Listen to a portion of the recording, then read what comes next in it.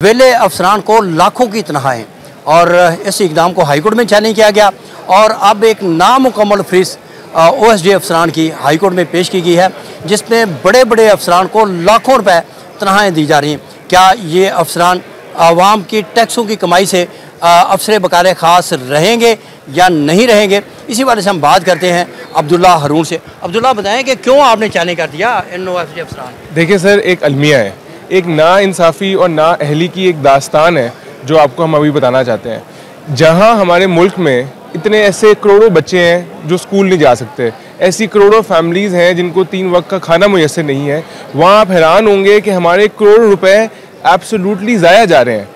इतने ऐसे अफसरान हैं और आज ये लिस्ट पेश हुई है 103 अफसरान की जो पाकिस्तान एडमिनिस्ट्रेटिव सर्विस के अफसरान हैं, जो घर बैठ के अपनी मुकम्मल तनख्वाहें अपने गाड़ी, ड्राइवर, घर, हर फैसिलिटी को इस्तेमाल कर रहे हैं और हमारे मुल्क के लिए कोई काम नहीं कर रहे हैं। वहाँ हम इस मुल्क के हालात में कितने टैक्स के पैसे अपने मुल्क के ज़ाया कर रहे हैं और एक जगह हमारे पास खाने के लिए रोटी नहीं है।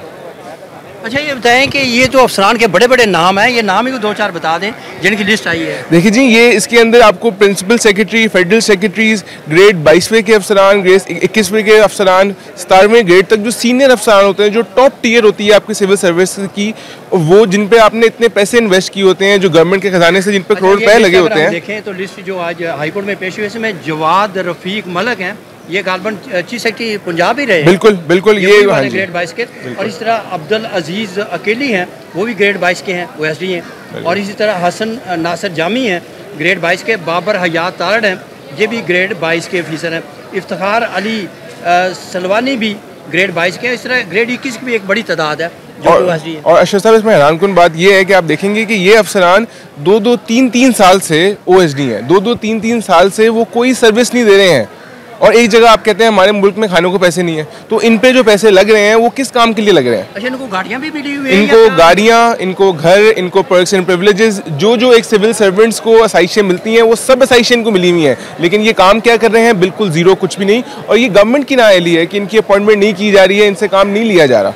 अच्छा, इसमें ग्रेड 21 के भी कुछ अफसर हैं जो लिस्ट आई है, जो मिस आमना इमरान खान है, कैप्टन रिटायर्ड मोहम्मद आसफ हैं, मोहम्मद मुजतबा पराचा हैं, इसी तरह और भी नाम है, कैप्टन रिटायर्ड मोहम्मद महमूद हैं, गुलजार हुसैन शाह हैं, अली हसनैन मलिक हैं, हसन मलिक हैं ग्रेड 21 का। और इसी तरह ग्रेड 21 के और भी अफसर हैं जो कि OSD हैं। और अशरफ साहब, ये सिर्फ एक कैडेर जो पाकिस्तान एडमिनिस्ट्रेटिव सर्विस जो उसका डिपार्टमेंट है सिविल सर्विसेज की, एक ग्रुप की बात है। अभी बाकी ग्रुप्स की नहीं आई, अभी पंजाब हुकूमत की नहीं आई लिस्टें और वो हैरान को लिस्टें हैं। अच्छा, ये बताएंगे पंजाब हुकूमत ने तो लिस्ट ही नहीं दी? जी बिल्कुल, वही उसी बात का जज ने भरमी का इजहार किया कि आप लोग लिस्ट क्यों नहीं लेके आए हैं। जैसा आपने शॉर्ट डेट दी है और उन्होंने कहा है कि मैं इसमें एक फैसला करूंगा, आप हमें लिस्ट दें ताकि हमें अंदाज़ा हो सके। और अगर हम ये एक अफसरान का मंथली एक्सपेंडिचर निकालें, जो इस एक अफसरान को मेंटेन करने के लिए जो हमारे टैक्स मनी के पैसे लग रहे हैं, तो हैरान कुन फिगर आएगा, अरबों नहीं तो करोड़ों रुपए सिर्फ ज़ाया हो रहे हैं एब्सोल्युटली।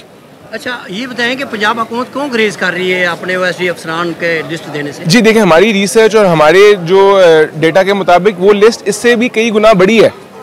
कौन सी लिस्ट बड़ी है? जो पंजाब हुकूमत के OSD अफसरान की लिस्ट है, वो फेडरल हुकूमत की भी लिस्ट से ज़्यादा बड़ी लिस्ट है और उसमें भी सीनियर अफसरान हैं जिनकी पोस्टिंग नहीं हो रही है। अच्छा, ये बताएं कि आपके जहन में कैसे ख्याल आया कि आपने OSD अफसरान की तैनातियाँ ना होने को चैलेंज करना है? ये तो उनका मसला है कि वो चैलेंज करते हैं, उनको पोस्टें मिलती हैं। जी देखिए ना, हम लोग जब देखते हैं कि हमारे इस माशरे के अंदर, हमारी पाकिस्तानी माशरे में कितने मसाइल हैं, कोई डिपार्टमेंट अपनी फुल कैपेसिटी पर सही काम नहीं कर रहा, लाइनें लगी हुई हैं, लंबी लंबी क्यूज़ हैं, इमिग्रेशन डिपार्टमेंट चले जाएँ, नादरा चले जाएँ, पासपोर्ट ऑफिस चले जाएँ, लोगों के काम हो नहीं रहे हैं। तो जब हमने इस पर रिसर्च की, हमने कहा हमारा एक अच्छा खासा बजट इन सिविल सर्विसेज पे लगता तो है, लेकिन काम क्यों नहीं हो रहा?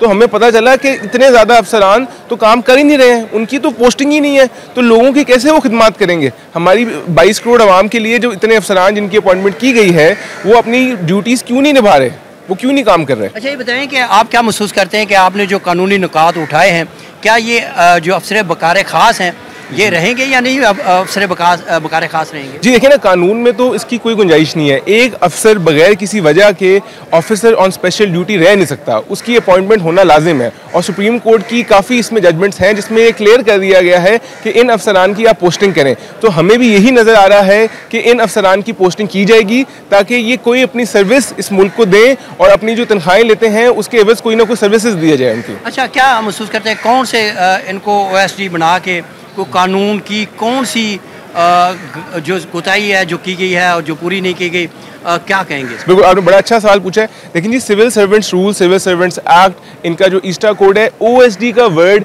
किसी कानून में है ही नहीं, सिरे से ही नहीं है। ऐसा कोई word officer on special duty without any reason किसी कानून में है ही नहीं। ये इनका खुद का बनाया हुआ कॉन्सेप्ट है। जब कोई अफसर नहीं पसंद उसको ओएसडी बना दिया जाता है। ये उनका खुद का बनाया हुआ कॉन्सेप्ट है और ये है जिसे हम कहते हैं इंग्लिश में एलियन टू द लॉ है। लॉ में तो इसकी गुंजाइश है ही नहीं कि एक अफसर है जिसको आप अपॉइंट करते हैं, जिसको आप सैलरी देते हैं, उसको आप बिल्कुल फारिग बैठा दें। तो ये कानून में तो इसकी गुंजाइश सिरे से ही नहीं है।